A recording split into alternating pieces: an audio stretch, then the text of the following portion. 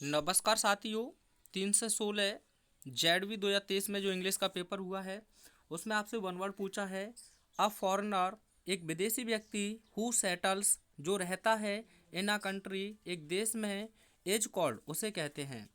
तो पहला ऑप्शन है आपका इमिग्रेंट जिसका मतलब होता है आवासी। एमिग्रेंट इसका मतलब होता है प्रवासी।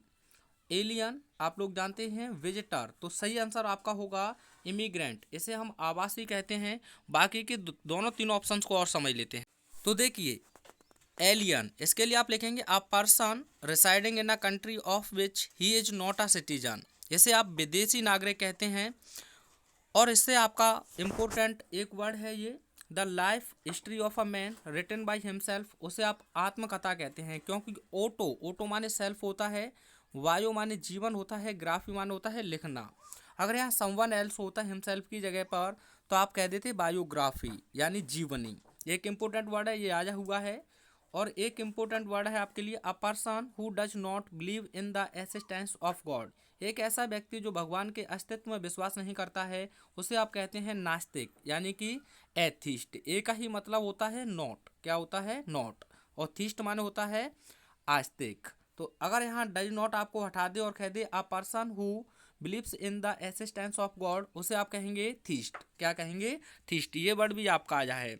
उसके बाद यहाँ से आपका एक वर्ड पूछने के चांसेस हैं, वह है government of a person with unlimited powers, यानी एक ही व्यक्ति का शासन उसे कहते हैं ऑटोक्रेसी। ऑटो माने आप जानते हैं सेल्फ होता है और क्रेसी माने तंत्र एक प्रकार से। आइए उसके बाद जो अगला वर्ड आपसे पूछा था एमिग्रेंट, तो एमिग्रेंट के लिए आप लिखेंगे a person living his own country to settle in another country, यानी ऐसे व्यक्ति को आप एमिग्रेंट कहते हैं यानी कि प्रवासी। तो इमिग्रेंट और एमिग्रेंट में आपको एक क्वेश्चन और बनाकर वह पूछ सकता है जिसे आप होमोफोन्स के नाम से जानते हैं। यहाँ से आपका इंपॉर्टेंट वर्ड हो सकता है that which may cause of death, यानी कि मृत्यु का कारण है तो उसे घातक फैटल कहते हैं।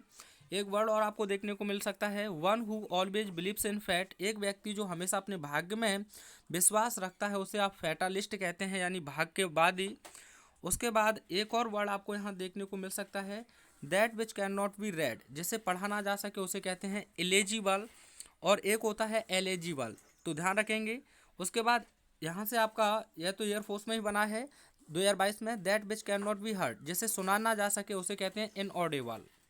अगला इंपॉर्टेंट वर्ड हो जाएगा आपका that which is difficult to believe, यानी जिस पर विश्वास करना कठिन हो या हार्ड टू बिलीव, जिसे आप कहते हैं इनक्रेडिबल। और which that which can not be conquered, जिसे जीता ना जा सके इनविसिबल इसे कहते हैं। और अगला मोस्ट इंपोर्टेंट वर्ड है 2022 में ये पूछा है which who can not be corrected और रिफॉर्म, जिसे सुधारा ना जा सके या सही ना किया जा सके उसे कहते हैं इनकॉरोजिबल। मीनिंग सही से देख लें, इनकॉरोजिबल 2022 में ये वर्ड आपसे पूछा है। और दोस्तों यहाँ से आप एक और इम्पोर्टेंट वर्ड चाहें तो लिख सकते हैं। यह इम्पोर्टेंट वर्ड है अ person who can neither read और नॉर राइट, तो उसे अनपढ़ कहते हैं यानी इलिटरेट। एक और वर्ड जाते जाते ले जाइए the place where can not reach, या इसे ऐसे भी पूछ सकता है that which can not be reached, यानी जहाँ तक पहुँचा ना जा सके उसे कहते हैं इनएसेसिबल, इनएसेसिबल। आई होप आपको अच्छे से ये वर्ड समझ में आए होंगे। मिलते हैं नेक्स्ट क्वेश्चन के साथ, तब तक देखते रहिए